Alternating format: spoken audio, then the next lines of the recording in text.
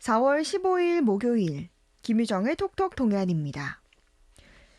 일본 정부가 후쿠시마 원전 오염수의 해양 방류를 결정하면서 국제사회의 우려가 커지고 있습니다.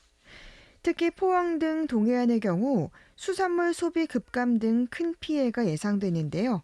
경주환경운동연합 이상홍 사무국장과 자세한 내용 알아보죠. 국장님 안녕하세요. 예, 안녕하세요. 네, 일본 정부가 후쿠시마 원전 오염수를 바다에 방류하기로 결정했는데요. 그 양이 상당하죠? 현재 한 120만 톤 정도를 저장하고 있고요. 네, 그리고 매일 한 140톤에서 170톤이 추가로 발생하고 있습니다. 네, 한 125만 톤을 일본에서는 표현을 하기로 일본에 있는 도쿄돔 정도의 규모라고 하더라고요. 그 양이. 네. 예.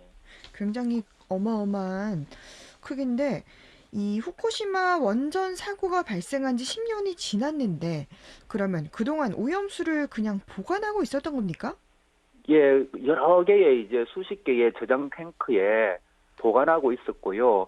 근데 이게 초기에 만든 저장 탱크는 이렇게 용접을 한 탱크가 아니고 이렇게 볼트를 결합해서 만든 탱크라고 합니다. 네, 그래서 지금은 이제 한 10년이 지나니까 누수가 발생하는 등 많은 문제가 발생하고 있고요. 네, 그래서 이제 용접을 해서 새롭게 만든 탱크로 이제 그 옮기고 있는 등 관리 부담이 점점 커지고 있는 상황이라고 합니다. 그래서 아마 네, 일본 정부는 이러한 어떤 관리 부담을 줄이고 어떤 비용 부담을 줄이기 위해서 방류를 결정한 것 같습니다. 네.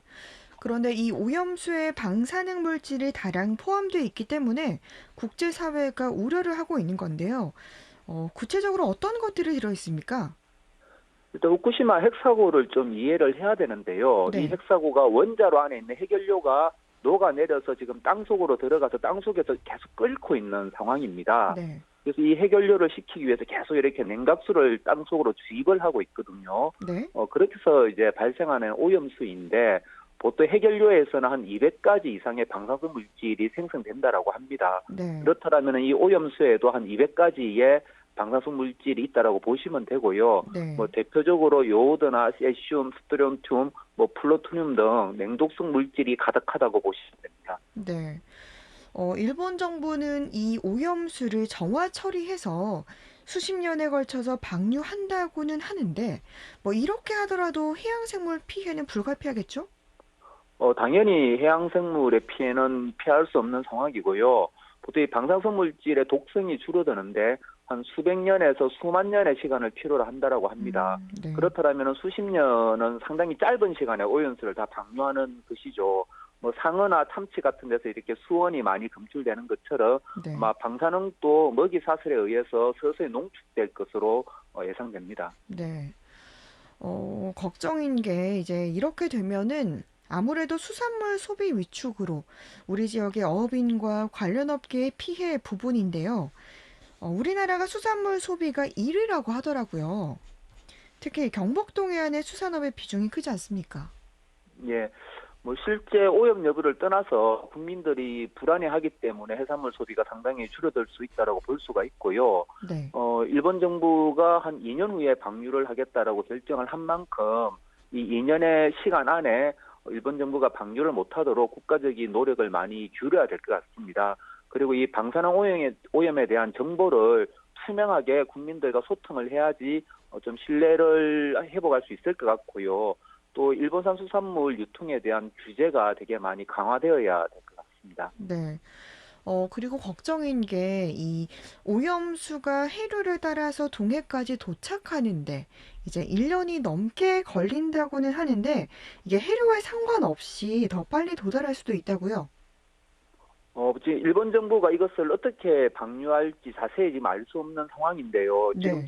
심지어 그 일본 국내에는 후쿠시마의 부담을 줄이기 위해서 각 현에서 나누어서 버리자라는 운동까지 벌어지고 있다라고 하더라고요. 음, 그렇게 되면은 뭐 동해 쪽으로 버릴 수도 있는 거고 일부는요. 또 일본 본토에서 멀리 떨어진 오키나와 앞바다에서 만일에 방류를 하게 되면은 네. 이것이 바로 서해나 동해로 또 유입이 될 수가 있는 거죠.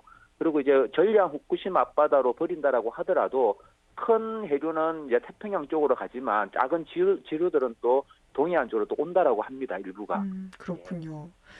아까 전에 말씀하실 때 수산물 피해 이야기도 하셨는데, 지금부터 이 수산물 소비를 좀 꺼리는 분위기도 시작된 것 같더라고요. 소금도 문제라고 하는 이런 이야기도 있던데, 어떻습니까?